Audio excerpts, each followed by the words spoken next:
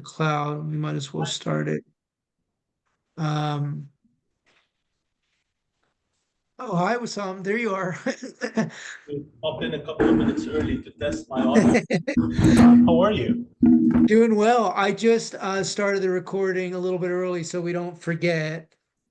Um, Sure. are you you're leaving for Germany soon, right? Yeah, on Tuesday. Oh, nice. That's great. Are you flying to Munich? Straight, yeah. Nice, nice. Oh yeah, I spent many days and hours in that airport, so I'm That's one of very the better familiar ones. with it. Yeah. But I'm looking forward to being able to visit Lebanon soon. So hopefully it's either going to be from Europe straight, or I mean, eventually to Lebanon, or coming back here and hopefully early spring to head down there. So we'll see. Great. Excellent. Well, I was just letting Anita know I'm gonna just text the group just to remind them. Okay. Um Do I have sharing capabilities? yes, yeah, do you want to test it out? I did enable sharing. It should work. Okay, cool. So we'll record. It's recording now. Oh, yeah, it does show it's recording. So great. Yep. Cool. Yeah, I have it recording to the cloud. Excellent. Is there a way you can I heard Anita very clearly. Is there a way you can increase the mic volume on your end? Yeah, let me try that. Thank you. Okay. Yeah, that's great. Oh, thank you very much. No, that's great. Yeah, thank you. I'm gonna text the group.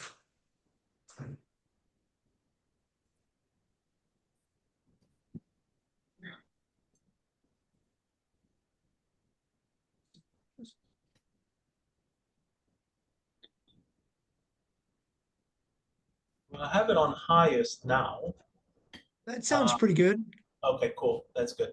All right. I'll bring the condenser as much as possible close. So Oh, that sounds even better. Yeah, it's getting stronger now. that'd be cool.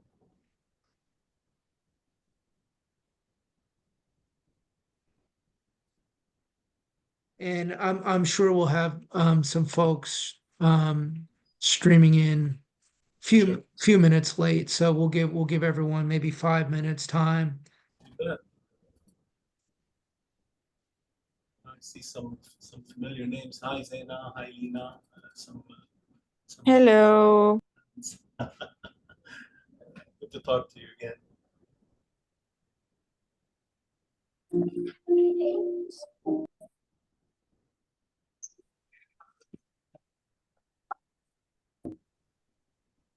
Hi Marina. Hi. Been long time. Ifik. How is everything? Good, good. Hi, Wissam. Is that? Oops. Yeah. Hi.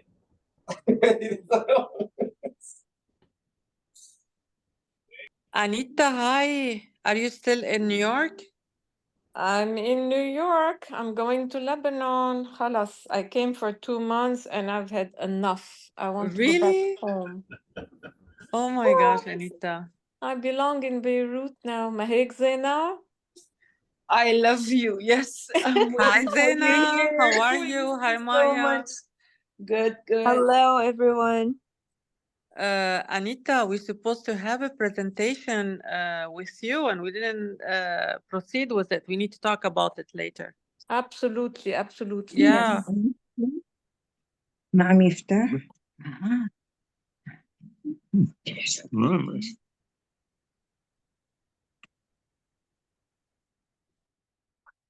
Okay. Yeah, and I think with some, we'll just give everyone, what time is it? Maybe about 2 to 3 more minutes to pour in. Sure. And then we'll let you take center stage. You bet. You bet. Oh, Zaina M is in as well. Oh, great. Hi, Roland. Hey, brother, how are you? Good, yeah. Hi, Wissam. Good to see you. Habibi, anta. Good, good. Habibi, Where are it's you? good to see your face, Yalbi.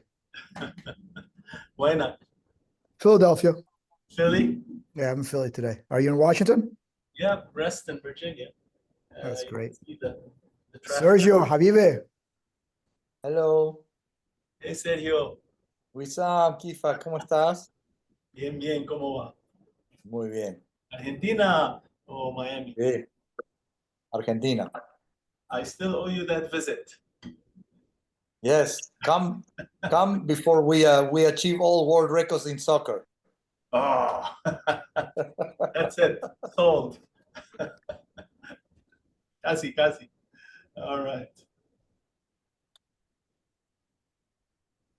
And I see Rita, thank you for joining us as well. My pleasure, Ken. Thanks for for Anita basically to send me the link. Yeah, she told us, and it's good to see you again. I know Roland and I just saw you what, about 5 weeks ago or 6 weeks ago? Correct, in New York City for the presentation of the Federal Republic of Lebanon. I'm very, very interested to follow this presentation today. Great, excellent. Well, it looks like we have a very good turnout today. And I was just going to give folks another minute or two to come in because I see some people still entering. And then we'll introduce Wissam and then turn the floor to him, and he can present his vision around the Lebanese Bill of Rights and what he's been working on. Hi, everyone. Hi, Wissam. Hi, everyone. Hi, Hi, Faris. Hi, Faris. Hello, Ferris. Hello, everyone. I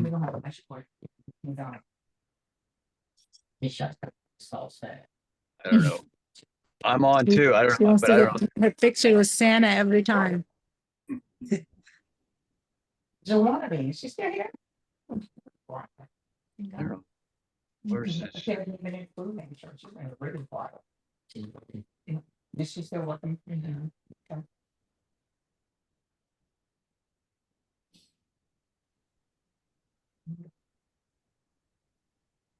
And maybe you can mute us all when Wissam is speaking. Yes, yeah, that's a good point. I will mute all when we get him on. It's a good point. Thank you, Nita. Sure. I'm on, Okay, but well, I'm trying to figure out where oh, yeah. my video is here. I'm in the car, by Hey, the way. Tom. Hi. Okay, well, it's 5 after now, and we have a pretty big audience. I expect that some more people will be jumping on shortly. So I'd like to summarily turn the floor to our presenter today, Wissam Yafi, who is also a member of the GLA.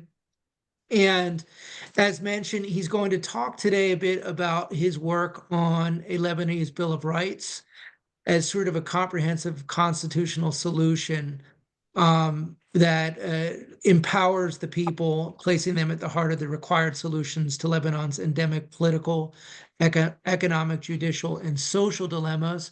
So with that, Wissam, we will turn it over to you. And then, of course, after your presentation, we'll go into Q&A.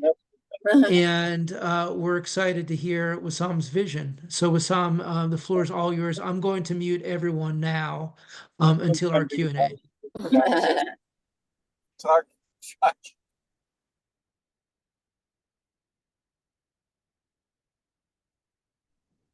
Great. Well, thank you, Ken and GLA for arranging this talk. Just as a point of correction, this is not a Wissam thing, and we'll mention how this was conceived. But I'm very happy to be here, and I'm very happy to be reaching out to what looks like a community of expats as well as Lebanese in Lebanon, which is really, kind of something that we need to all of us together to collaborate. So today we're going to be talking about the Lebanese Bill of Rights, about us, the people.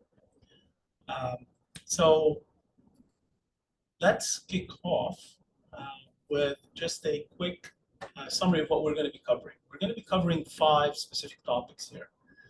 One is context. We're going to then go into the essence of why this is important. Then we'll delve into rights. We'll talk about the Lebanese Bill of Rights, and then we'll contrast it with some ideas that are out there. And we'll kind of try to see what really differentiates the Bill of Rights from some of the other ideas. So let's kick off with a context. By the way, the presentation should take around timed at about 35 minutes. And then the rest, I'd love for it to be opened up for Q&A. If I go a little bit over, please excuse me. And we'll hold off the questions until the end and make sure you'll jot them down, and we'll take as many questions as you like. Okay, so let's kick off with the context. The context essentially of what's going on in Lebanon is not new, it's not recent, it's been going on for quite a while. And there is, a plethora of problems that are happening right now. There's obviously, there's been war. Before that, there was a financial crisis, political gridlock, judicial crises. There's geopolitical crises happening around us, and we're seeing them live every day. There's other crises. There's environmental crises. We've seen some really, sorry scenes with the environment, the constitutional crises. There are things that we all know about. So I don't need to delve too deeply in that, but there's obviously a weak state and state institutions. Some of them are barely functioning. It's a system that seems to be falling under its own weight. And we can talk a little bit more about that later. There's intransigence and gridlock. The system itself is not resolving itself as one would hope democracy does. The citizens themselves feel very disempowered. They have everything to lose and very little to gain. And so we've had net migration over the past few years, hundreds of thousands of our most productive element of society, and the young have left. There's a brain drain. And so all of these together really have caused the nation to be in a sorry state.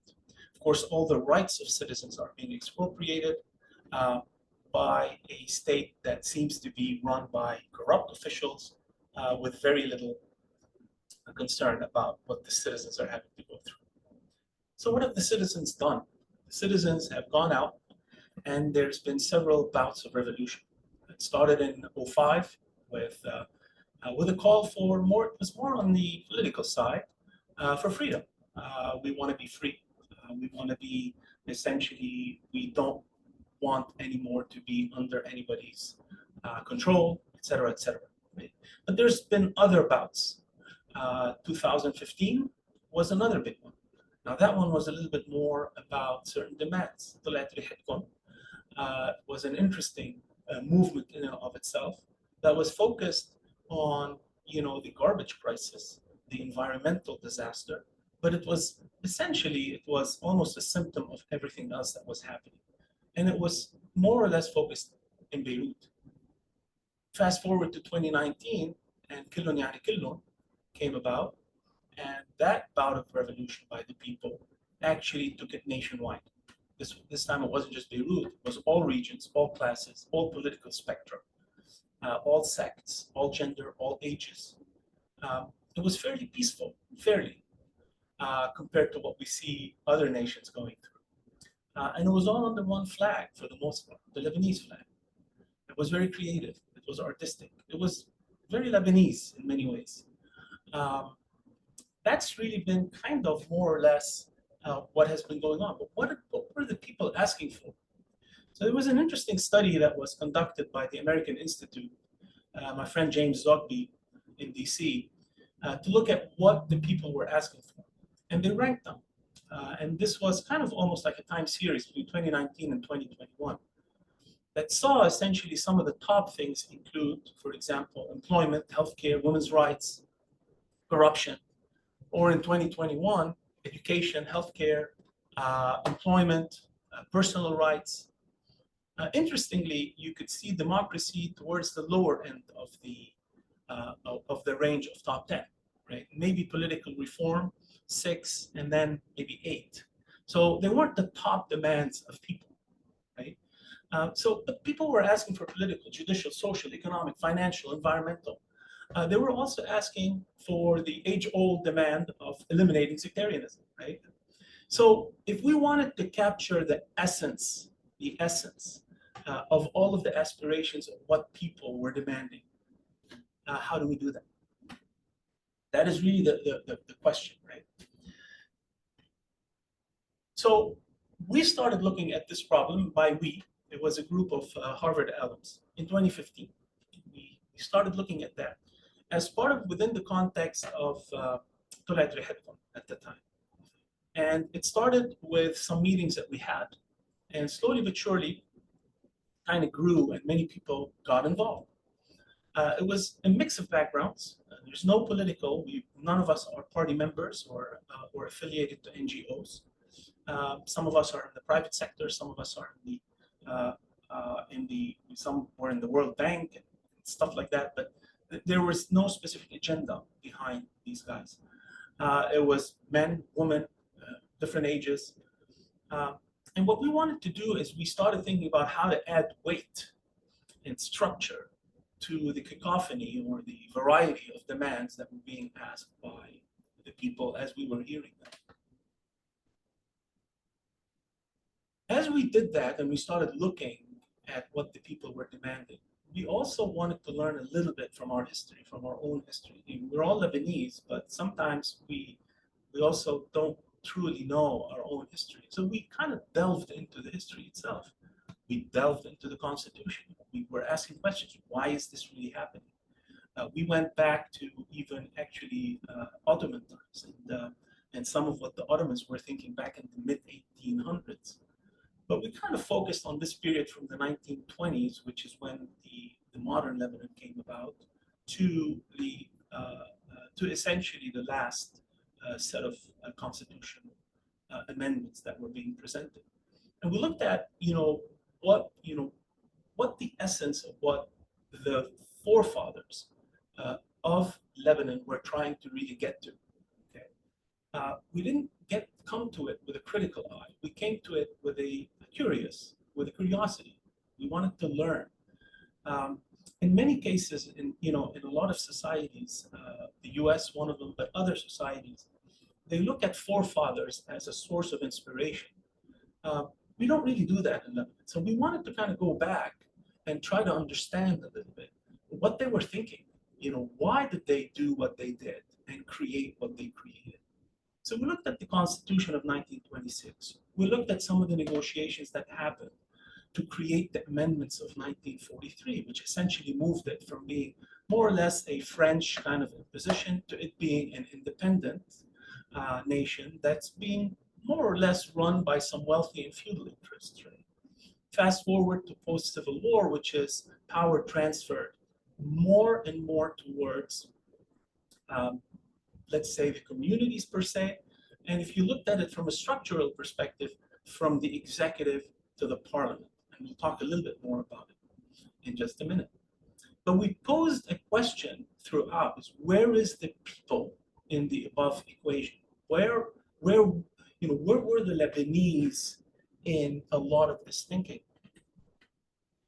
We went to the Constitution to try and discover that, and we discovered something really interesting. The Lebanese Constitution, for those of you who know, is about 60 to 70 pages, depending on the print and the version, right? But it's a long constitution. It's not a short constitution. The essential meaning of words carry weight. And we looked at, for example, the word president, and it appears 62 times. Ministers appears 63 times. Majlis, or the parliament, 87 times. State or institutions, 49. The word citizen appears once in the entire Constitution, once. There is something, that doesn't meet the eye when you see something like this, right? We studied also our forefathers. We studied one of the most important ones, which was Michel Chiha. There were others, Daoud, and there was Petrotrad, and there were some other very, kind of prominent Lebanese that were involved in the original formulations of our constitution, right? Not in the posterior ones in the 1990s. But if you read about what they were thinking, we found some really interesting quotes, which is, for example, Michel Chiha says there are minorities here, meaning in Lebanon or in the greater Lebanon, denominations there and different cultures coexisting together everywhere. we should not argue for or against the particular rights of one or the other, but rather simply recognize the rights of all. It's interesting, but what we found even more interesting is what Michel Chiha and other founding fathers didn't want Lebanon to be. And it's a quote which says basically there is no other country that recruits its population in the way by giving strangers wherever they come from and only because they're Jewish, the rights of citizenry. The mistake is enormous. In a few months, interconfessional cohabitation in Palestine will become impossible forever. Their vision was that Lebanon be a nation that does not segregate, a nation that brings its people together. Let's keep this idea a little bit on hold until some of the next slides. We looked at the Constitution throughout history, and we wanted to kind of see the type of amendments that have been made. Prior to the Mifaq in 1943, essentially there were three major amendments made. Between 43 and 2005, the executive era, if you will, the first era would be the mandate. There were less than a dozen, but much more than the mandate era. Since 2005, which we would call the parliamentary era, there's been zero constitutional amendment. This is not normal in a society that, it lives in a world that is constantly shifting. We found a lot of constitutional inconsistencies. You have in the preamble, for example, the preamble, there's talk about the preamble was brought in the 1990, for example, version of the Constitution. So there's talk about freedoms, and social justice, and equal rights, and the people are the source of power. But there isn't really equal rights when it comes to things like gender.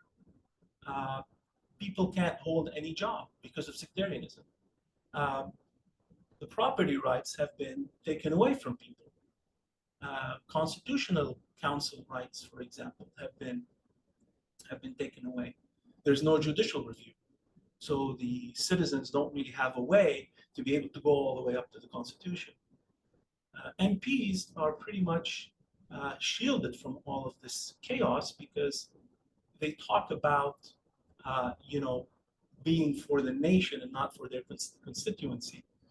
And then there's, of course, a form of, protection of Parliament. And so there's no accountability for Parliament.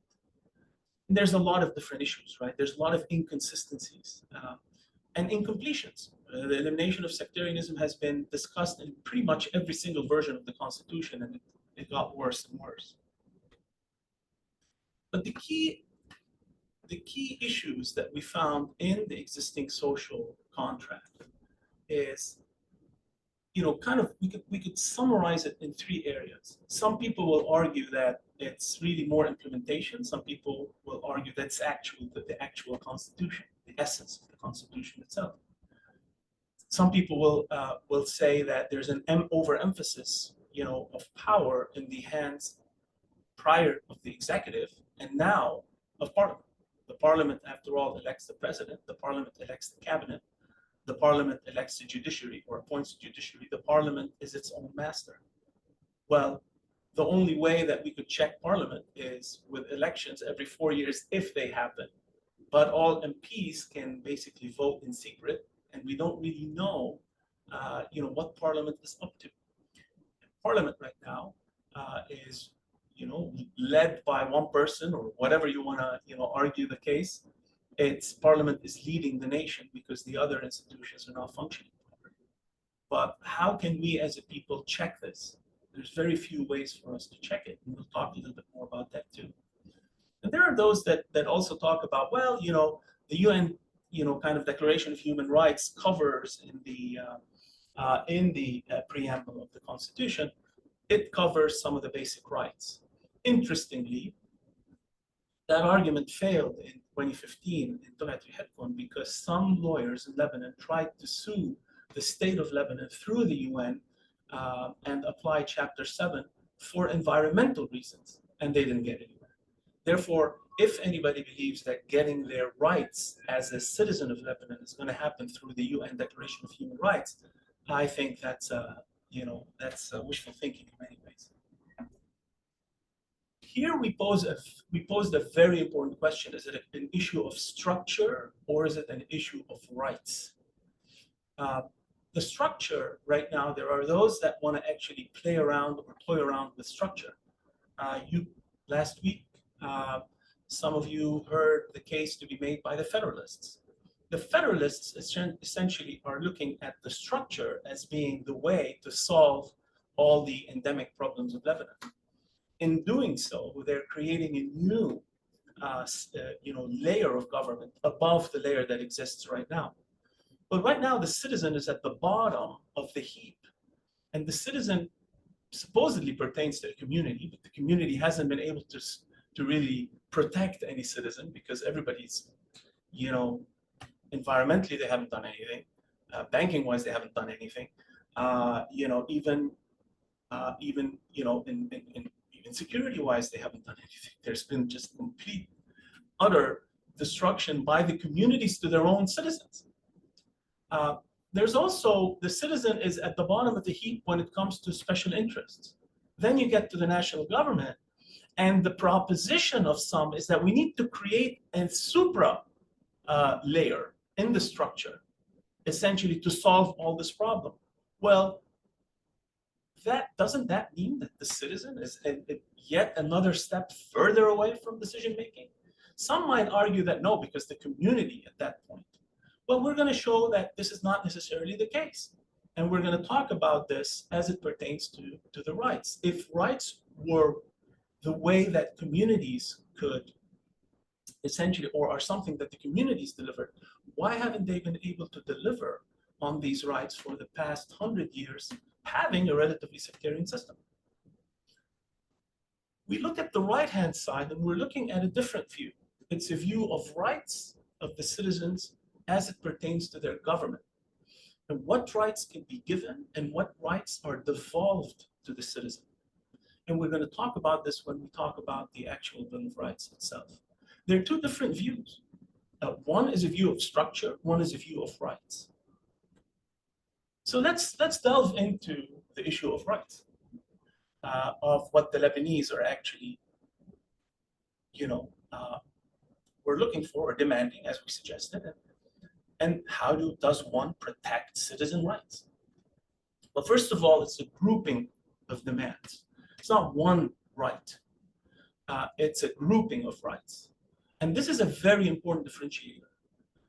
Because in the past, like Talat Rihatkon, we're essentially demanding environmental rights, and specifically within the greater Beirut area. And so the nation was not involved necessarily with this. When demands are grouped, then the amount of people and citizens affected also grow, and the support behind it changes as well.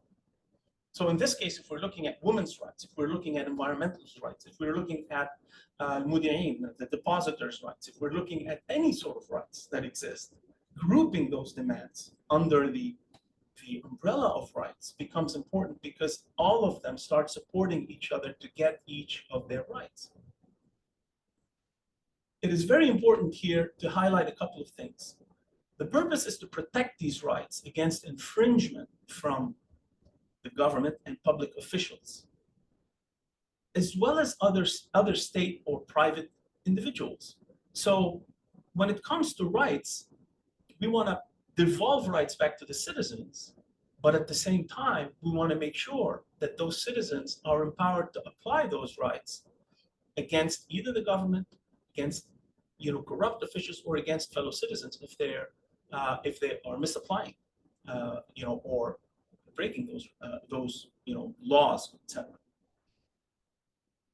This could be done within the context, or typically this is done within the context of existing constitutional frameworks. You don't really need new constitutions for something like this. You could do constitutional amendments, and in fact, the Lebanese constitution allows for such amendments.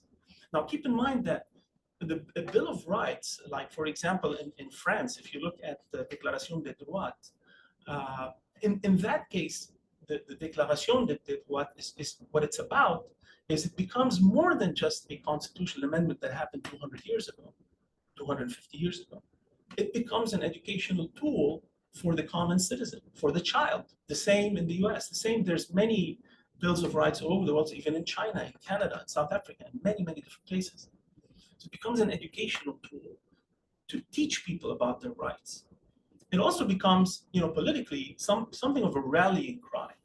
It's a way that common citizens all come together to try and devolve or retrieve power that's been taken away from them. It also presents a vision and a roadmap. And interestingly here, and if I use the French example, the Déclaration, I think, was passed in the late 1800s, if I'm not mistaken, 1889 or 1891, if I'm not mistaken. There's been 5 constitutions since then, but the vision of the, of the citizen within the French society essentially never changed. So as a tool, it's a vision, it's a roadmap for what citizens need or want. It becomes the essence on which to latch onto. You can walk the streets, for example, in the US, you can ask any kid, in elementary school, what's your first right? They're going to tell you. What's your second right? Oh, that's right to bear arms or whatever it is, right? And they will know that. It becomes an essence that is inculcated in people from a very young age. We learn from other revolutions as well, as I mentioned, by looking at, what they had to go through and when they realized that there was something missing for the people. And it's very similar in many cases to what the Lebanese have gone through. Some people will say, particularly on the law side, well, we have a Bill of Rights inside of Lebanon because it's in the preamble. But do we really? Did it really come from the people? Did it really, really come from the people? Or was it something that was kind of like, yeah, let's include a Bill of Rights because everybody has a Bill of Rights? There's a difference in those two, right? So a lot of these societies have gotten to the point where their rights have been so abused that they've gotten to a point where they say we really need to move into an area that is specific to us as a people. In the context of, for example, eliminating sectarianism, I'll mention the case of the US, which was a sectarian society prior to the introduction of the Bill of Religious Freedoms introduced by Thomas Jefferson in 1777. It was a sectarian society, and they got out of sectarianism. And right now, the US, 250 years later, does not have sectarianism. And it's a counterweight to a faulty constitution, which is how it's been used in many of these societies. So what could a Bill of Rights potentially do in Lebanon? Well, it could meet a lot of the political, economic, social, and judicial needs that are being asked. But what it does is it introduces the voice of the common citizen, forgetting about structure, forgetting about anything else. It is introducing the Lebanese people's voice into what they need and what they're looking to do. Now, of course, the Bill of Rights can combine multiple benefits coming either from the Constitution or the Declaration of Human Rights or even popular demands, and it could act as an amendment that rebalances the imbalances that exist right now in the existing Constitution. It's not necessarily a you don't need a complete remake of the Lebanese Constitution. These are amendments to the existing Constitution. So when it comes to the question of why not create a new Constitution, on the Lebanese Bill of Rights.org, there's actually some articles that have been written about the fear that many Lebanese have of creating a new Constitution. And maybe they're justified fears. A lot of the communities, a lot of people fear that it's an unknown, and so we'd rather go with something that is amends as opposed to just remakes the whole thing, because then everything is questionable. So there's why not make a new constitution as opposed to amend the constitution is a very important question. The Bill of Rights essentially is a middle ground between not doing anything and going and remaking an entire constitution that, could open Pandora's box. But the effects could be the same effects of people that are looking to create some kind of reform and bring in some checks and balances that have been lost, and devolving power away from a runaway government to the people, and eliminating such a thing as, for example, the sectarianism. So could a Bill of Rights be the basis for a third republic? It could very well be, if the basis of a third republic is empowering the people. If it's along different lines, then obviously people will see it differently. It could also be a quid pro quo with the people, where the people have had to pay a very, very heavy price so far. So then the question becomes, okay, if we've paid all of this price, what are we going to get in return for all this price that's been paid? Well, if we as a people manage to get a Bill of Rights, I don't know if I can say it's been worthwhile, but it's certainly some form of payback. It would introduce some comprehensive reform, and of course it would serve as a regional example where Bills of Rights don't exist at all. Just a word on eliminating sectarianism before we get into the actual bill. Eliminating sectarianism, going back to what Shiha was saying, and we kind of looked at that again. And Shiha said, when the demand to move away from a confessional system in Lebanon becomes overwhelming, then each denomination must consent with a minimum of protest to be underrepresented on occasion. But of course, it could be overrepresented on others. Now, Shiha's point of view was, of course, communal and not the individual. Right? He wasn't looking at the common citizen, he was looking at a community, right? But at the same time, Shiha kind of, when he's comparing the vision that these founding fathers had of Lebanon, they had a stark contrast and criticism with what was happening in our South, which is, we often forget that the state of Israel is a racist and confessional issue. So does that mean that they were grappling with the issue of confessionalism, which they didn't really want, and they were aspiring for something more?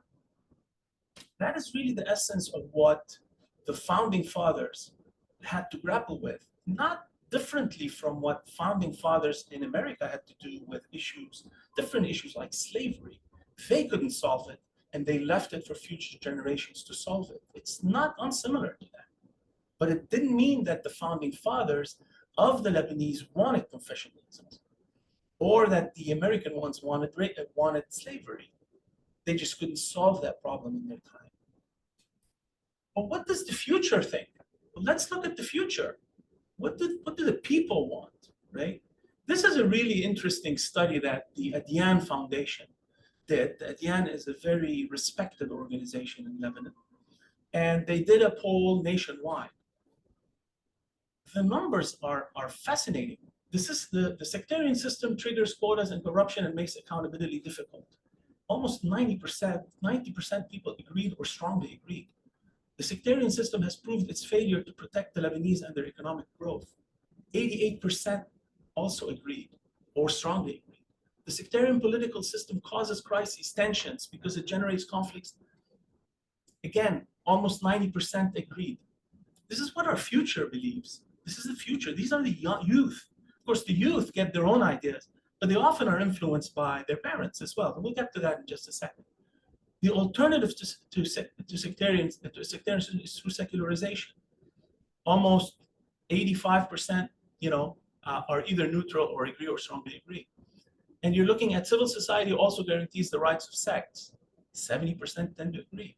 So the notion that only a community can protect the rights of sects is not necessarily believed by the people.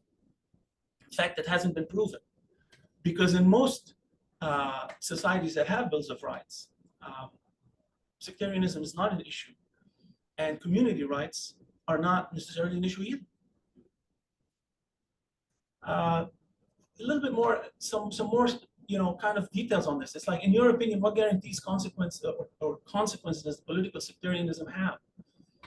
Leaders control over the sects about 40%, power sharing. So you could see that there's some negative For example, connotations like clerics' intervention in politics, preservation.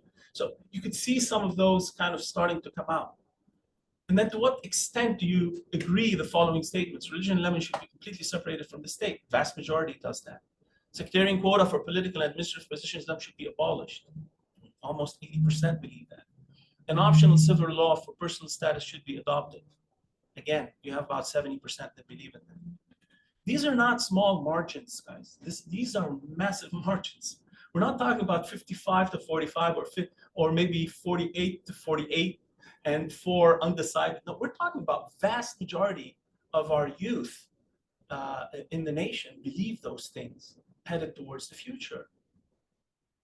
And of course, we have, our own constitution. Somebody might come and say, well, you're aspiring to Thomas Jefferson. Well, you know what? Our Lebanese constitution draws a direct linkage from the American, French, and then ours. Thomas Jefferson basically created the Virginia Statute of Religious Freedoms in 1777. He was followed by the Constitution and the Bill of Rights by Madison. Jefferson flew over, or well, not flew, but sailed over to France. He influenced the Déclaration de Droit, and that influenced us directly. So, and these guys were able to solve their sectarian issues 200 years ago. There's something to be learned about that, and for us not to kind of deny such learnings from some of these guys. So let's take a look at some of the actual Lebanese Bill of Rights so that you get a better idea of what it is. First, it's of the people, by the people, and for the people. It was not created for any special interest, right? The structure of it's one page. That's all it is. It's not a 60 or 70 page document. It's one single page. That's it. It has 12 rights. It has a title, which is, the Lebanese citizen or the Lebanese Bill of Rights. It has a preamble, which I'll read in just a second. And then it has these 12 rights. These 12 rights are political, socioeconomic, and judicial. It starts with we the people of Lebanon, and it ends with we the people of Lebanon. That is the essence of the Bill of Rights.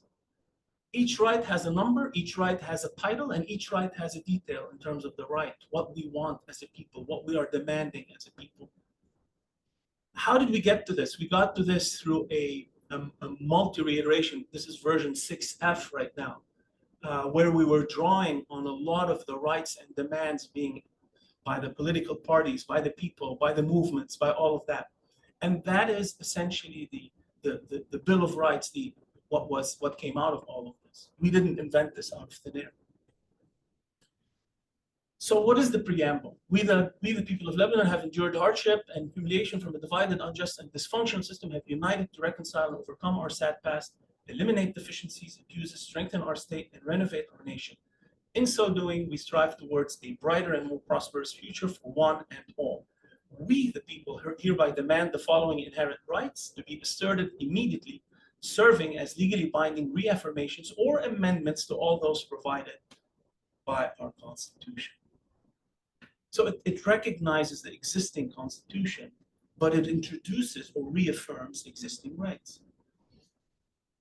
What are the 12 rights? I'll just read the titles. You guys can access the details whenever you like. First right, reasserting the people's power through timely, direct, democratic elections and referenda. The presidential election is devolved as a right to the people. It's taken away from Parliament. Parliament has no right anymore. If we implement this Bill of Rights to vote for president, it would be the people. That's taken away from Parliament, as one example. Referenda is also, and there's details that you could read. Running for public office, transparency and extensions. Right number 2 is one of the ways, it's a combination of these rights that eliminates sectarianism. Anybody could run for public office, any office. Freedom of information, accountability, handling of public funds, national debt. That's another right. Protection of private property, privacy, and freedom of expression. Another right, or reassertion of a right, because we do have freedom of expression as we speak. Fifth right, people's right to education, social services, economic opportunity, fair wages, and just taxation. These were issues that were being demanded. Just taxation was an issue that was being demanded and is being demanded. For example, social services, education. These are rights that people should have. Uninterrupted basic services, again, demands by the people. Right number 7, the people's right to clean and sanitized environment, public parks, beaches. You could read that. Also historic monuments. So if historic monuments are being left to deteriorate, citizens can actually sue the government and have those historic monuments protected. Equal personal status treatment, regardless of gender, race, or religion. Another one of those rights in combination that can eliminate sectarianism because everybody's equal. Improper seizure, due process, and legal review. Legal review is very, very important because it would allow citizens to actually, again, sue the government all the way up to the Constitution to have the laws changed of the land. Right now, the laws are static. They don't change. This dynamizes that. Judicial representation of the people within the judiciary. This is new. It takes away, again, that devolves power to the people, where people start being somehow having presence within the judiciary, as opposed to just having a bunch of parliamentarians decide who the judge is, and then favoritism and corruption and all that stuff. This is very important. It's been deployed in other countries and it works. Living in justice, security, and peace under state protection. Again, another right that's extremely important with some details. And then the collective rights, the last right is also very important because the collective rights are those of the people. Any right that is not given by the people to the state belongs still with the people. And this is a very important right as well. One last thing about what our forefathers here, and it's the Lebanon is free to modify its constitution as it sees fit. This is a prerogative engendered in the constitution itself. Those kinds of amendments were actually, called for even at its inception. How can a Bill of Rights be passed? Well, the first step is always declaring it. You just declare it. You don't need approval by anybody to declare it. But then there would be a legislative process to get it through Parliament. So 10 parliamentarians can call for a constitutional amendment or amendments. Bill of Rights is essentially a set of amendments. And 2/3 of the Parliament have to approve it, right? But the process of declaration, legislation, and then approval could run independently, so to speak. And then it becomes the law of the land for all these future generations that we're talking about. Lastly, I want to cover an important theme, which is contrasting this with what we heard last week, which I think is very important. The ethno-religious federalist argument that we heard last week, and I heard Joe. I respect Joe. I don't know him personally, but they've put work into their ideas. I just don't believe in that. And so this is essentially what they're looking at Lebanon. Their starting point is a divided Lebanon. Many of us refuse to actually have that as a starting point. And our forefathers actually worked against this, as I've showcased. Interesting, in their preamble, this is the actual constitution that they have on fedlab.org. It starts with, in the name of the Almighty God, the Swiss people and the cantons. I don't know where the Swiss people came in on this. You can access it yourself. It was interesting. Why are we showing in the preamble something about the Swiss? I didn't quite get it. But the cantons are all divided by ethno-religious environments. And some of them are all over the places. So in the argument that was presented, it was to eliminate chaos. This map to me is chaotic, actually, quite chaotic. You could go in and out of a canton 10 times in less than 5 kilometers. I don't know how that works exactly. There's more. What the ethno-federalists don't actually advertise, and we went through the actual constitution. Their constitution calls for 4 cantonal armies. Unless I've been hearing wrong, over the past several years, the biggest concern of Lebanese has been that there is an army that belongs to a religious, or a sect with some religious undertones, and they don't want that. Well, this constitution calls for 4 of them. So you'd have a Christian one, you'd have a Sunni one, you'd have a Shiite one, you'd have a Druze one. I'm not sure how much people would appreciate having 4 armies under a federal army. The cantonal citizenship and sovereignty with 4 cantonal flags. There will be 4 flags, 4 cantonal central banks, 4 cantonal courts, and a cantonal veto over federal laws. So if right now we have gridlock as it stands, I'm not sure how having cantonal veto is going to help, or having 4 cantonal courts, for that matter. Federal ministers are independent and on their own responsibility. In other words, they're untouchable. And the articles are referenced, by the way, so that nobody says that this is undue or unfair. 4 cantonal laws and judiciary, but immunity for cantonal MPs, as I just stated. 4 cantonal presidents with 1-year terms. So essentially the policy is 1 year at a time. I'm not sure about you, but it could take 2 years to build a road, maybe a bridge, etc. How do you get a president to be 1 year and then shift entirely based on religion to someone else? How is that going to be more efficient? I'm not sure. And in fact, one of the most inefficient countries in terms of managing its affairs, which was cited many times in the talk that was done, is Switzerland. It's known. We can talk about that in the Q&A if you guys would like. 5 concurrent economic laws. Another gem here, which is federal and cantonal laws could actually be in dispute over things like mining. Another problem. What about the oil? And then they're calling for a splitting of Beirut into 1 business central district, which is Solidaire, and 2 sub-cantons, 1 Sunni and 1 Christian. Is that what really Beirut is all about? Is this what Ras Beirut is all about? AUB and all these amazing institutions. So questions that ethno-federalists do not answer. Why is an ethno-religious split more suitable than a geographic? Why is it? There are some areas, there are some that are mixed right now. Beirut is one of them. And it's not the ideal, there's a lot of issues with Beirut.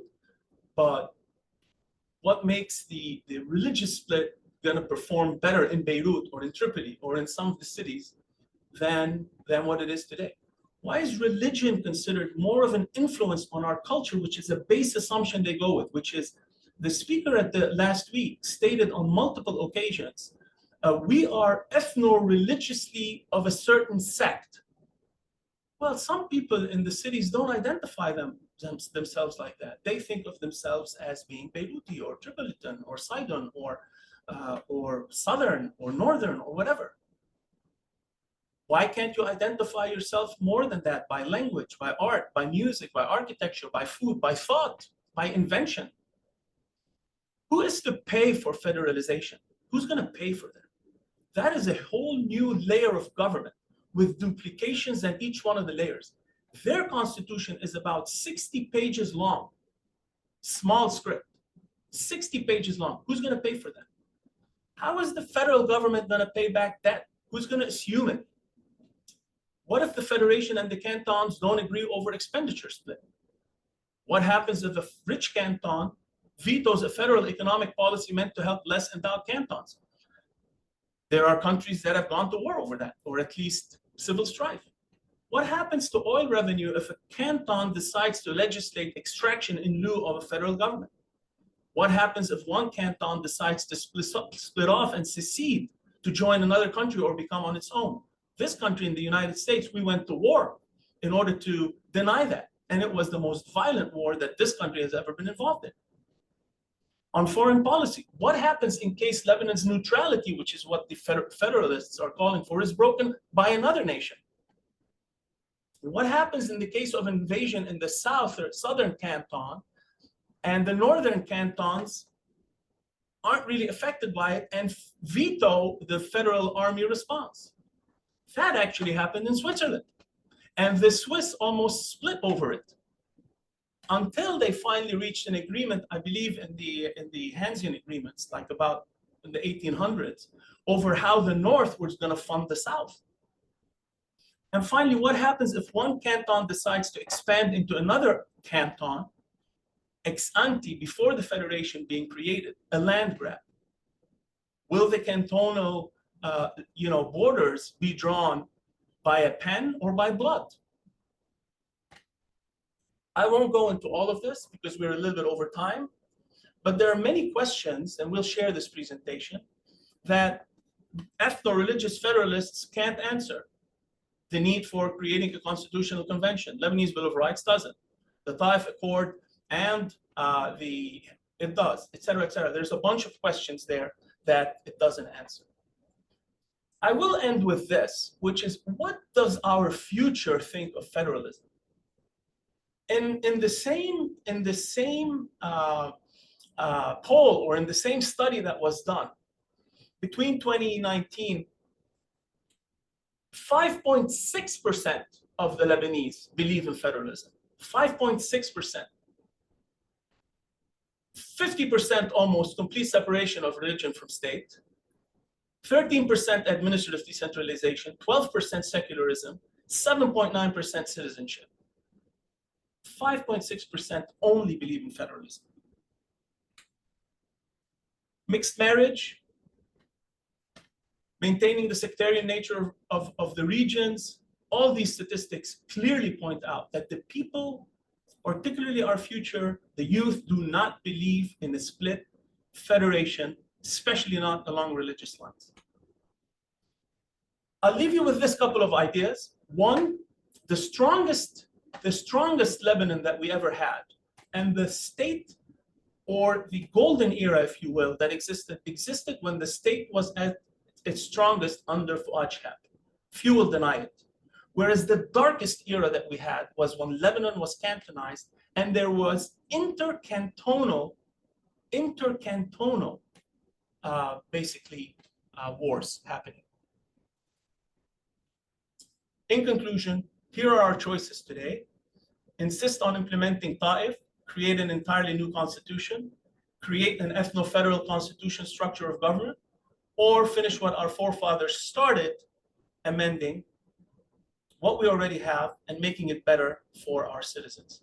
If you look on the right-hand side, the risk and the social return are clear. Taif, low risk, low social return. Some could argue it's high because there might be civil strife. A new constitution, somewhere in the middle because it's very risky. So it's mid-level risk with social returns, nobody really knows. So it could go in any which way. Ethno-federal constitution is a very high risk with relatively low social return.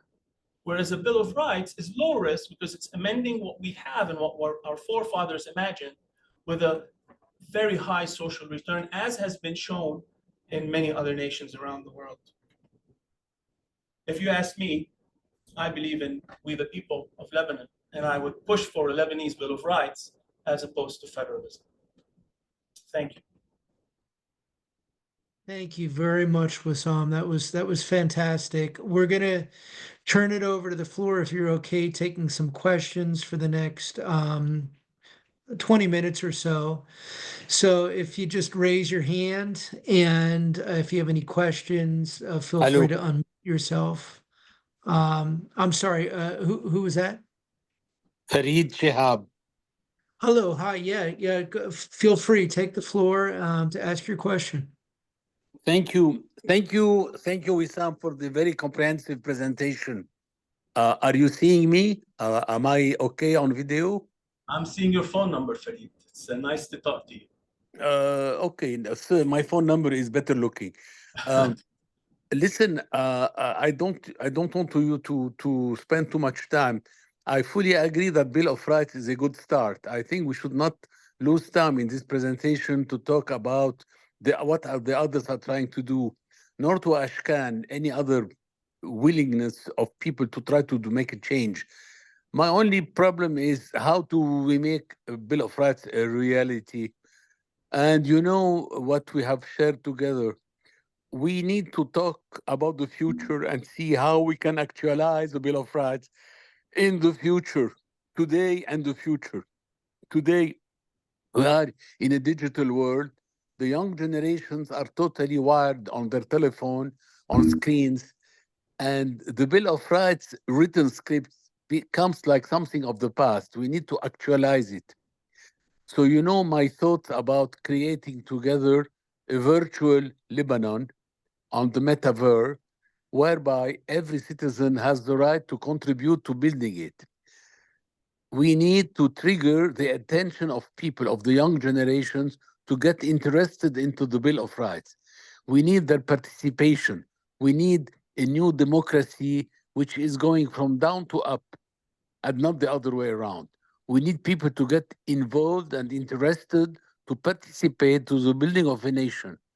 Bill of Rights is something that makes a lot of sense. It can be a source of inspiration for all to discuss.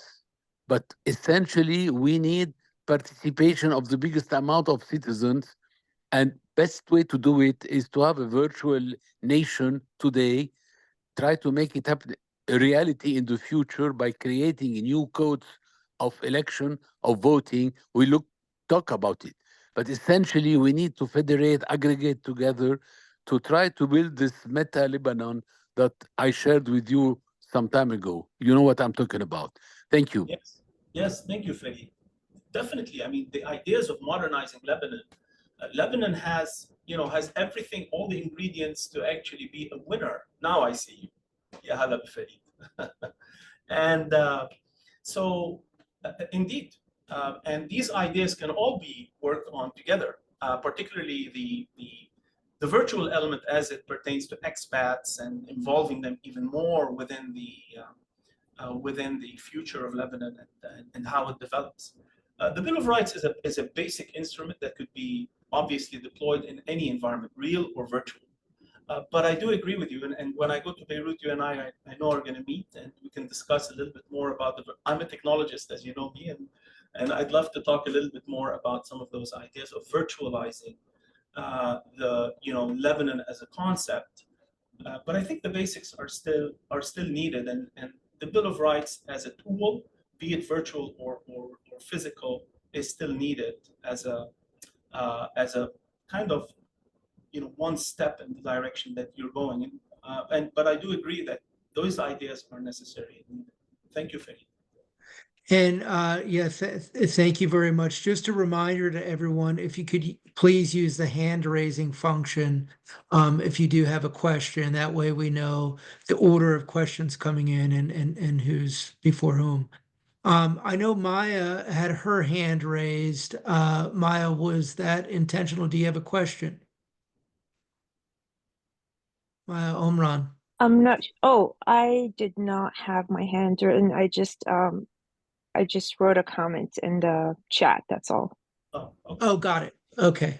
Okay. But great presentation. Thank you. And I agree to everything. The idea of Bill of Rights is fantastic. I think it's very much needed. Thank you. Thank you, Maya.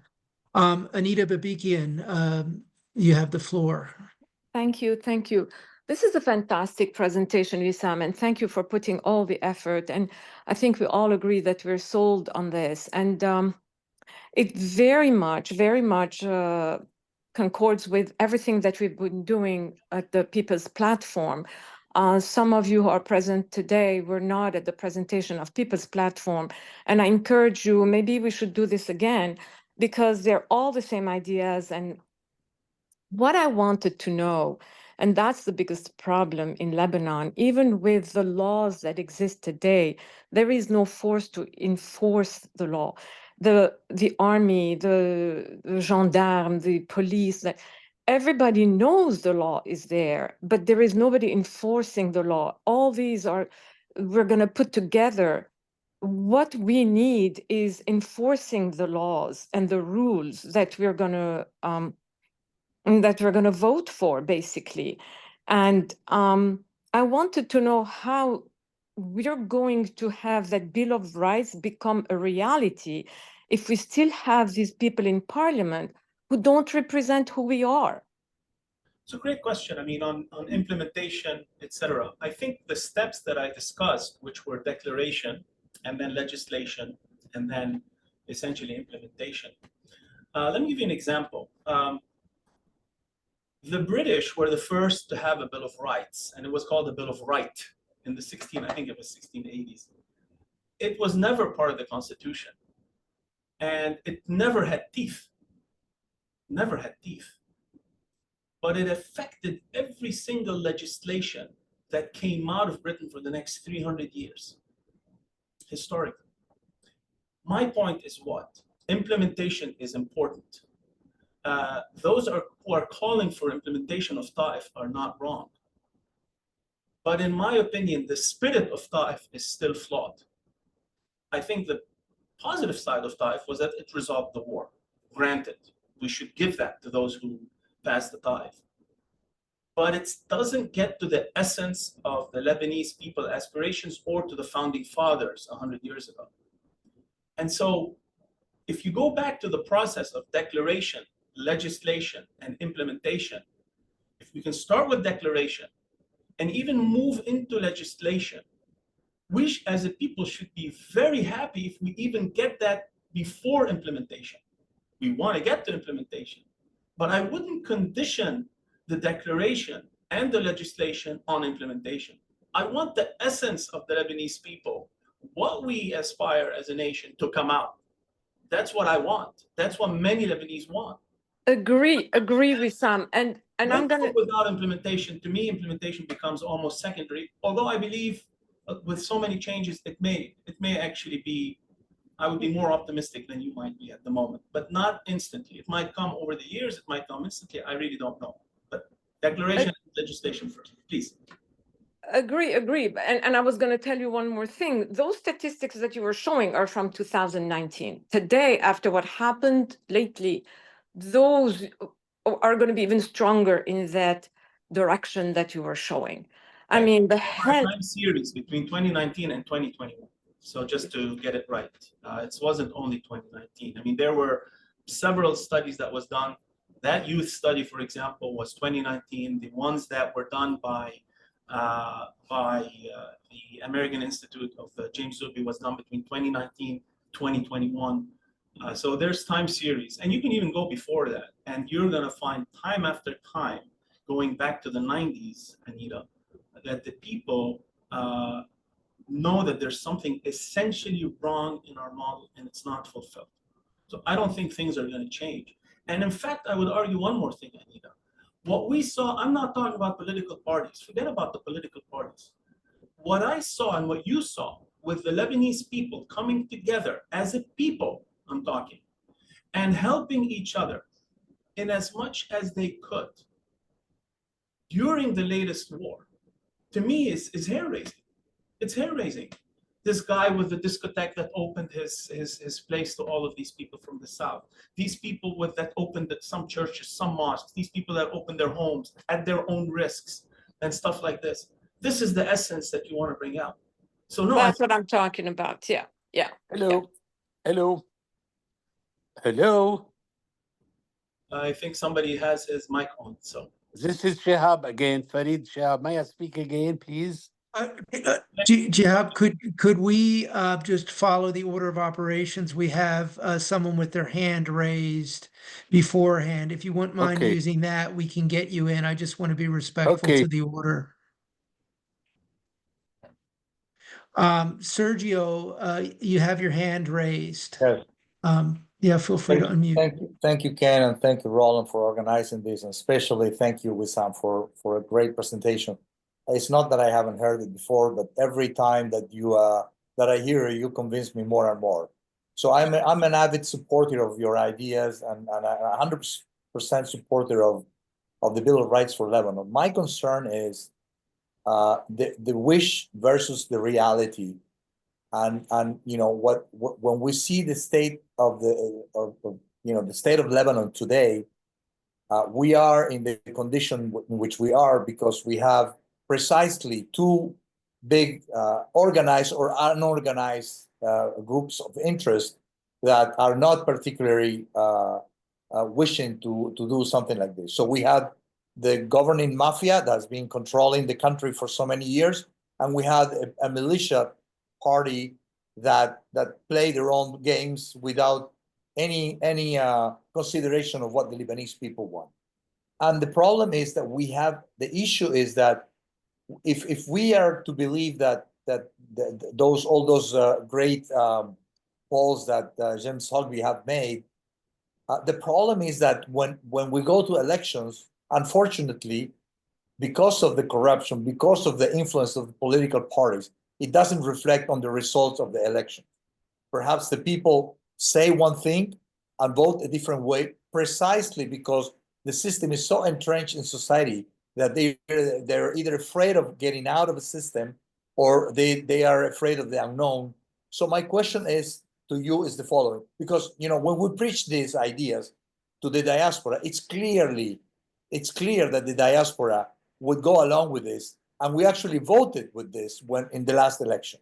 It showed that we support these kind of ideas, this kind of political change, but I'm not sure that Lebanon is ready for this. And my question to you is, how do we implement it? How do we do it? Do we try to do a revolution? Because what you mentioned is basically Lebanon's attempts to revolution have failed. Or we do it in a parliamentary system in which the control is still under the same political mafia, being the parliament, being in the government, or being the militia turned smaller militia, but still very powerful compared to all the other actors in the country. So how do we do this? I mean, how can we make sure that something like this gets to the people, it's understood by the people, and it's voted by the people of Lebanon? I mean, it's a great question. I mean, listen, the revolution is not over. The revolutions have had multiple bouts, and they might have other bouts depending on what happens in the near future or in the future. I don't think the revolution is just a mechanism to speed up change, essentially, that's being demanded by the people. I tend to think that the people need to move in ways that could be part of the existing institutions, as broken as they are. There are some models, for example, where you can look at Chile, which is not far from where you are, or Hungary in certain elements back in the day when they became more democratized. I know they've kind of gone back a little bit now, but those nations were also controlled by systems that were very, very hard and very entrenched. But the people still basically moved through constitutional ways. Chile, as one example, was a very interesting example how they were able to do it through the existing constitution against all the tips and tricks of Pinochet at the time. And they were able to overcome this. Is this the optimal model? I don't know. Is it going to be a violent revolution? I don't know. But I think, we have tried revolution. I don't think the Lebanese want a violent revolution. I think the Lebanese per se are, a little bit more set in their desire to not go towards violence, internal, I'm saying, not external, internal. They've proved that in 2019, they proved that in 2015, they proved that even in 2005. Now you could argue that, okay, well, that's because there was a lot of control. Regardless of this, I think that people per se want to do things in a way that changes, but not necessarily, through death and killing, etc., especially after all that has happened. So I would, if you ask me this question today, I would say, do it through constitutional way and fight for it through the existing constitution to change the constitution. That is how it has to be. And there's a lot of dynamics that, could happen because of everything that has happened. There are people right now that are looking, okay, everybody's failed. Anybody who's tried to control from any of the communities has failed. What do we have left? Well, let's try Lebanon for a change. And then if someone were to present this kind of a model, will people catch on to this? I don't know, but it's worth a try. It's worth a try. And I believe it has to be done through constitutional ways, fighting through the constitutional ways, day in, day out, until the people get this essence into the form. Everybody has failed. Nobody now is either rich or powerful enough or etc. Everybody has failed. Everybody's starting from a common denominator base camp, so to speak. Now is the time. Thank you, Sergio. Thank you very much. Roland, I saw your hand go up and down. I'm not sure if you had a question at all. I just wanted to make sure that we touch point, if you do. Hello, can I speak, please? Yeah, let Shihab. the gentleman go first. That's why I lowered my hand, because I think he was there first and he didn't raise his hand. That's why.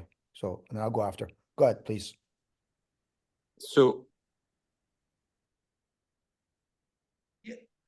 Uh, feel free, the individual with the 961 number, feel free. okay, hello. Sorry again. I think that what you need, beside what I said about having a meta Lebanon, a virtual Lebanon, I think that we need a strong driver factor that unites all the Lebanese, a strong driving factor. And I think that it should be secularity. We should become next to Bill of Rights. We should be the champions of secularity in this part of the world. This is a strong, it's not laïcité as we say, it's stronger than that. It's a real secular state. Today, we're not a secular state. We are a communitarian, we are a group of communities. We have never been able to become really secular. Let's champion secularism. Yeah, Associate Bill of Rights in a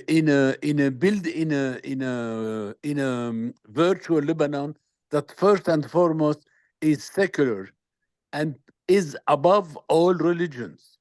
Let's be the champion of that. That is a strong driving factor.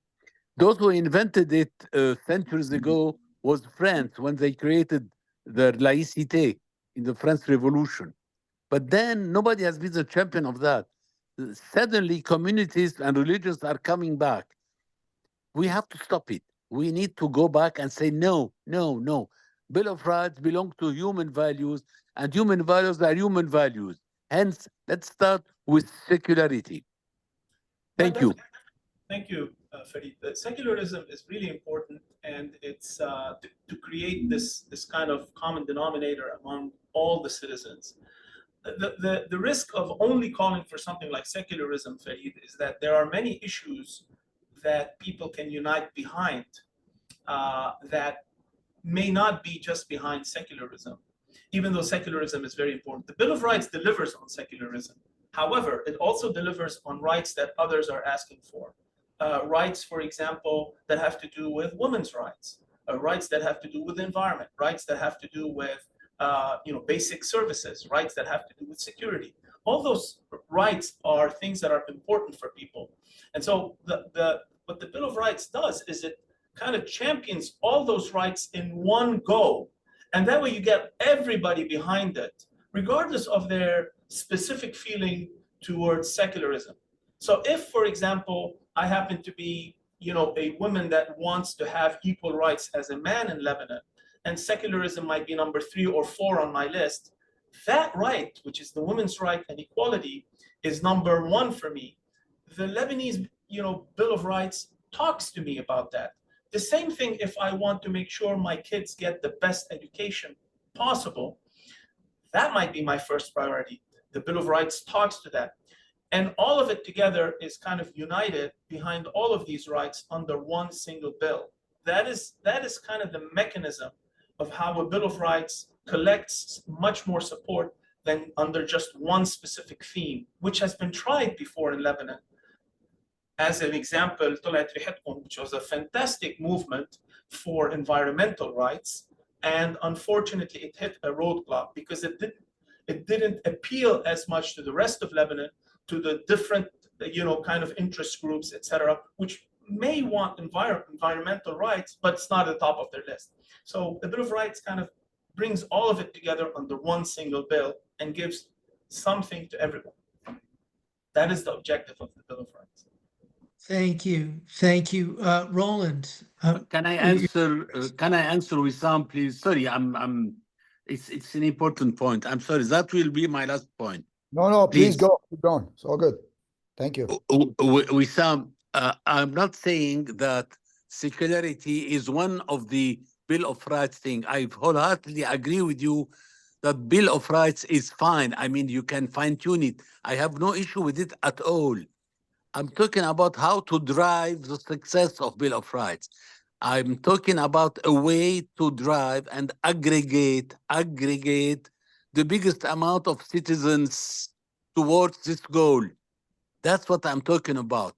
Okay. We need to aggregate them around a virtual platform and we need to call them all to build the secular nation. And then in it, you have the Bill of Rights.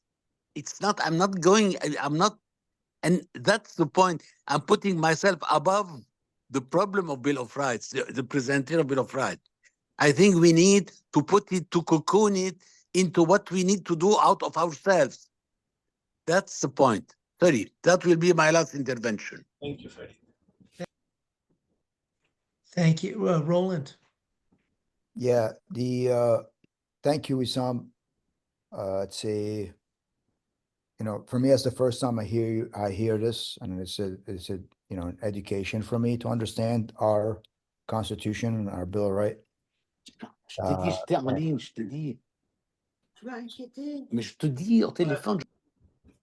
So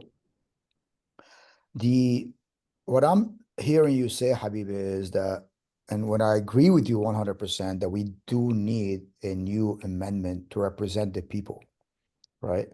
And I agree, the Lebanese Bill of Rights, that's draft 6F that you showed us with the 12, new amendment, that's what's needed. I mean, that represent everything that we are here in this country for, that people are in the Western world are at, in the Western world. So that is a must, and that is needed.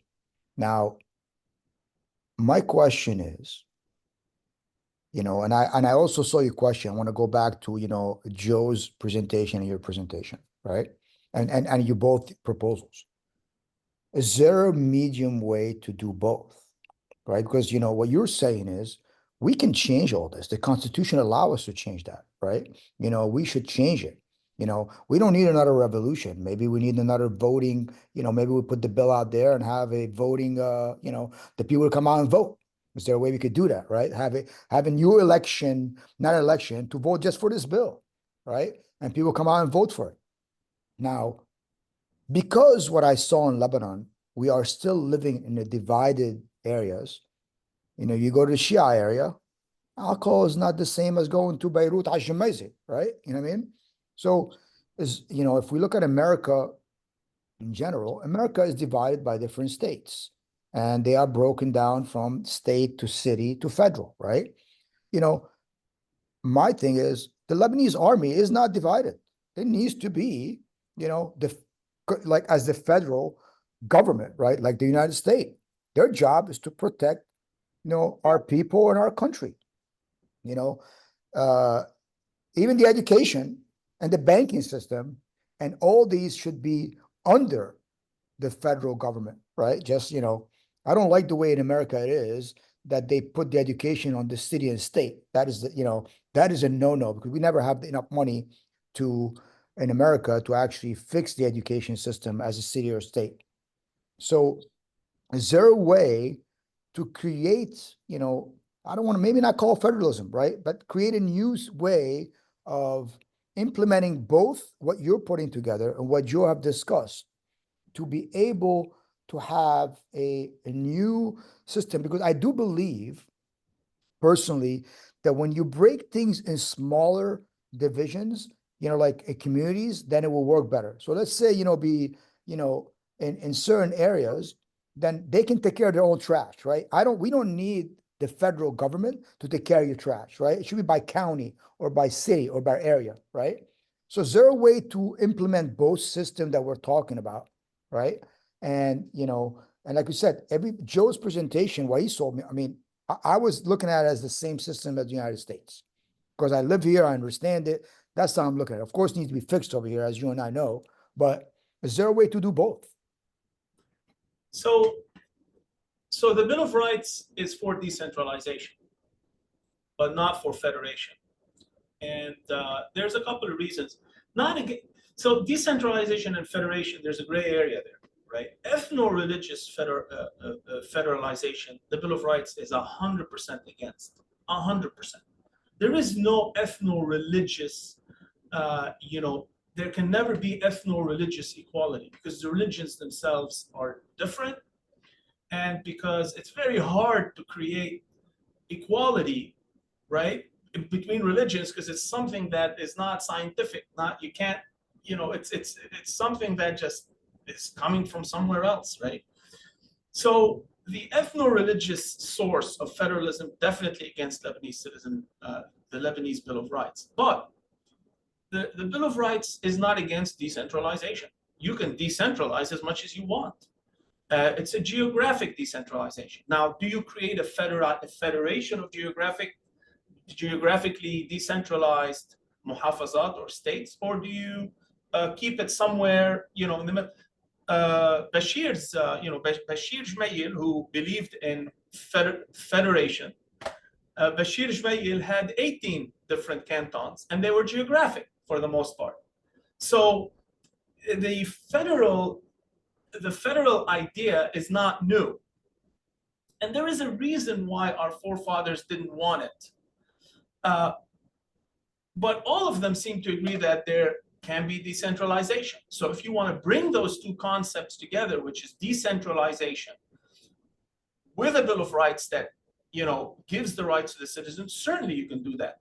But if you create a federation, you still have to answer a whole bunch of more questions. Where do you draw the line? Are you going to have multiple armies? Are you going to have, multiple courts? Are you going to have, multiple economic policies? And if not, then you don't really have a federation. You just have a decentralization policy, which the Bill of Rights is fully for. So that is the difference between federation and decentralization. It's that layer of governance that somebody's going to have to pay for that. I don't know if the Lebanese are willing to pay for it right now. I mean, the government and the state is basically broke except for the gold and some land that it has, but it doesn't have they can barely in some cases buy paper for courts. You think they're going to now all of a sudden have 2 layers of courts, 4 constitutions, and then figure out how to, I don't see it as practical. So definitely for decentralization, definitely for a Bill of Rights that protects the people's rights, but not for federation in the absolute, and definitely not federation under the ethno-religious, banner. Thank you, Roland. Thanks, Wissam. I think we have, just to be respectful of everyone's time, because we're heading on to the top of the hour. I think we'll have enough time for 2 more questions. Ibrahim, I see your hand is raised. If you'd unmute and pose your question. Hi, Ibrahim Johari. I'm a university professor in Lebanon. And I just wanted to give my 2 cents on the issue of federation, although that has been discussed in previous one, but it's fine. The main issue for me on the inability to implement federation in Lebanon is the single fact that for a federal state to work, you need for the people to agree on 3 things that the federal state will deal with. One is the defense, the other one is the big economic issues, and foreign affairs. And unfortunately, these are the 3 things that the Lebanese are fighting on. Therefore, it doesn't make any sense for us to go into a federal system where we differ on our foreign affairs. Some people are with Iran, some people are with Saudi Arabia. We differ on defense, where some people are want to have a neutral state, others want to go and fight forever in some faraway fight. And the main economic issues we also are fighting on whether we need a liberal system or a more socialist system. So if we agree on these 3 things, we don't need a federal state. This is our main problem. We need to agree on these 3 things, and this is what the Bill of Rights is trying to do. Therefore, I don't see any use for a federal state. Thank you.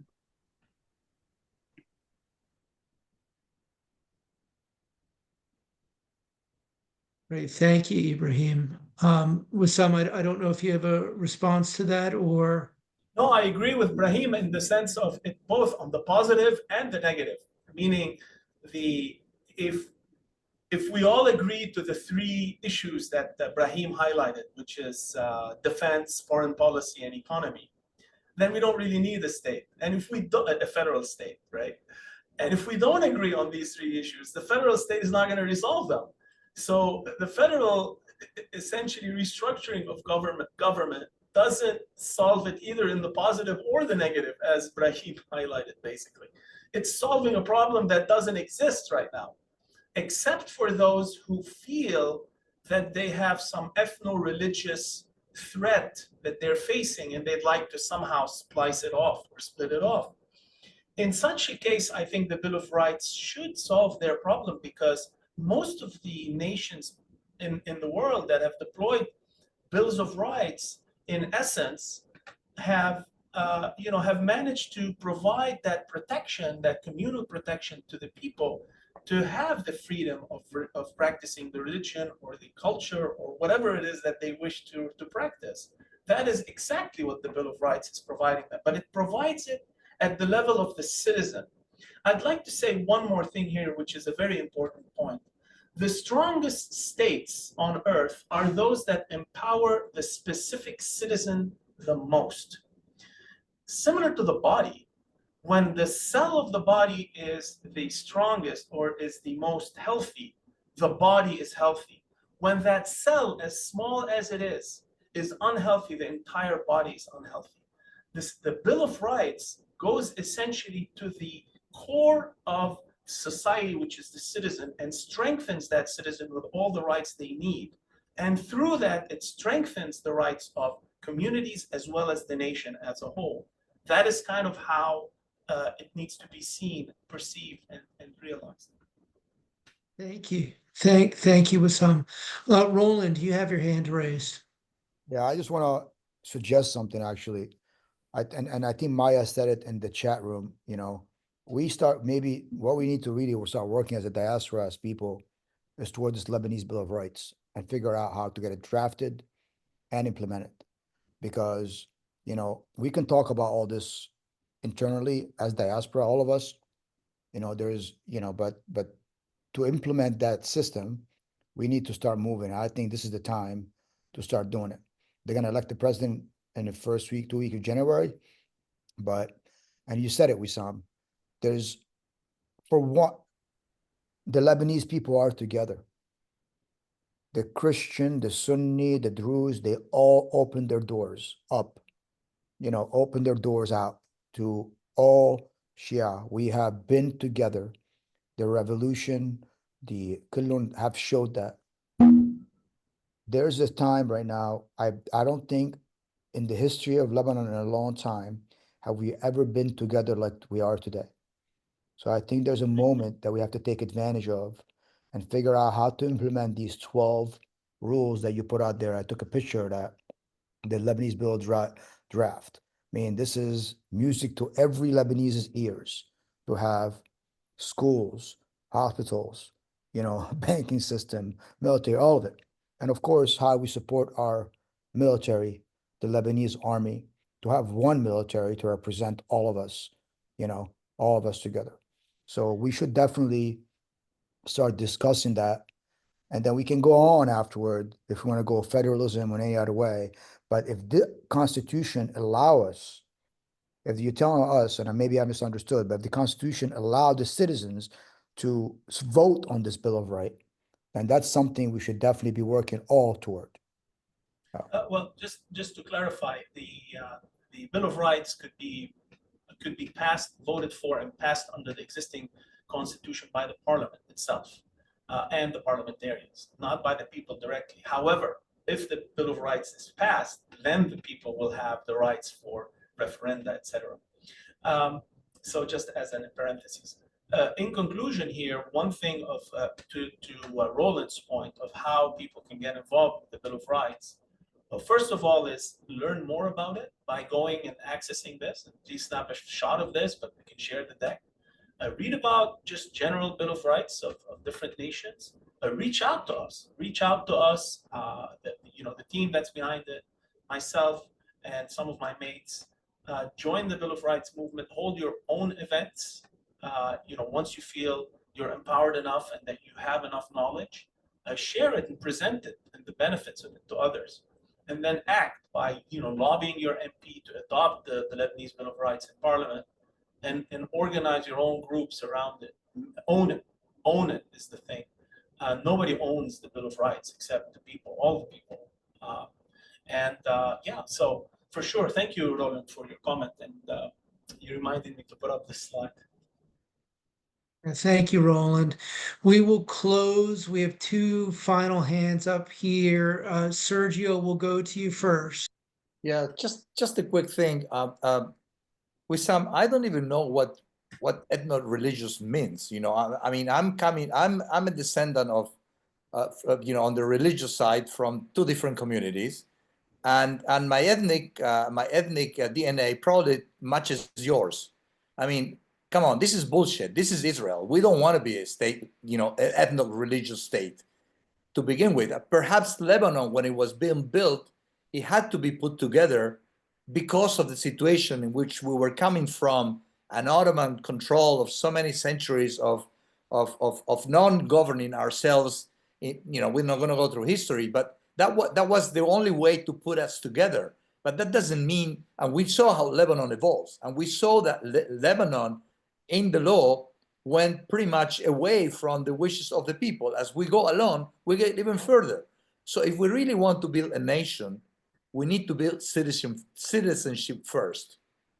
And if we're going to base it on ethno-religious community, then that's what we are fighting against to certain neighbors that we have. I mean, this is not what the Lebanese are about. I mean, yeah, we can still belong to any community we choose, like you do in the United States, like I do in Argentina. Nobody asked me what my religion is in America.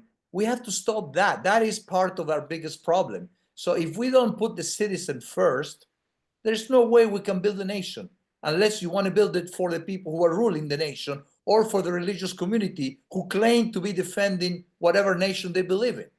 So if we don't put the citizen at the center of our future building of the nation, we're going to fail. And they are going to win. The enemies of whatever we want to build are going to win, which is what's happening.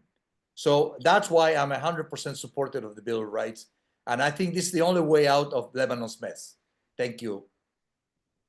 Thank you. And Pope Francis believes in the same thing, I believe, because when he went and he visited Ali Sistani, the Grand Ayatollah Ali Sistani, he went out and made that announcement. He said, which was to me music to my ears, which he went out and said the entire region, he wasn't highlighting only Lebanon, he said the entire region has to move away from thinking about minority rule or minority rights to citizenry rights. And I think as a fellow Argentinian, I'm sure he has double an effect on you, Sergio. So he was 100% right. And that's what we all stand behind. So thank you for your comment. Thank you, Sergio. And finally, to close us, Maya, please unmute yourself. Hello again. Yes, absolutely. The people have to be the center of that idea.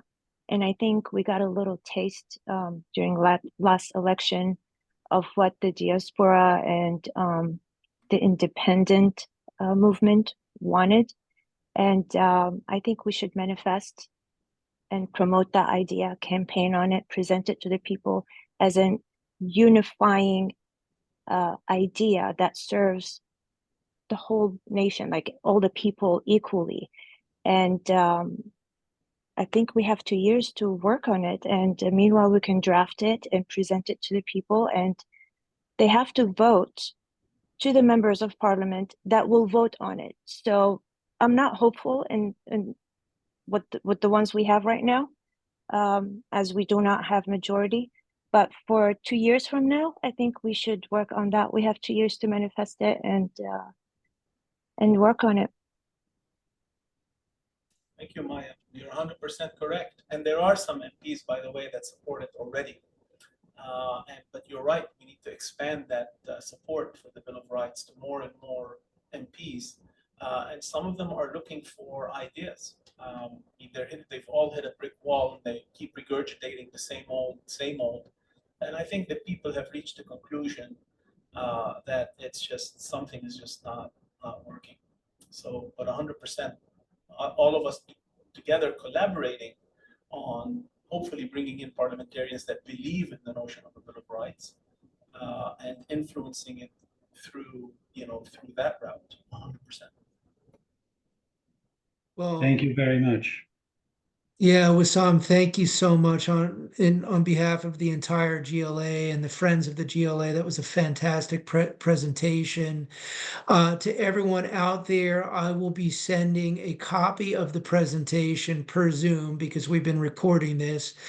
So anyone who wants to review that, or if we have anyone out there, we have some members who've already stated that they weren't able to attend the meeting, but they'd love to watch a recording of Wissam's presentation. So I will get that out to everyone ASAP per email.